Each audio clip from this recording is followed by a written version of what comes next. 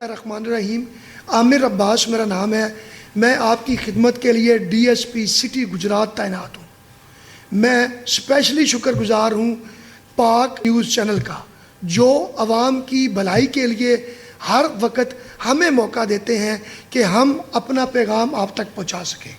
سب سے پہلے میرا پیغام تمام اپنے پاکستانیوں کو ہے کہ تمام پاکستانیوں کو آنے والا 14 اگست 2024 کا مبارک ہو۔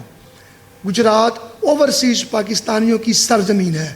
اوورسیز پاکستانیوں کو اپنے ملک کی قدر ان پاکستانیوں سے زیادہ ہے جنہوں نے پردیس نہیں دیکھا۔ میں خاص کر گجرات کے اوورسیز پاکستانیوں کا ممنون ہوں جو وہاں محنت کر کے زر مبادلہ پاکستان بھیجتے ہیں۔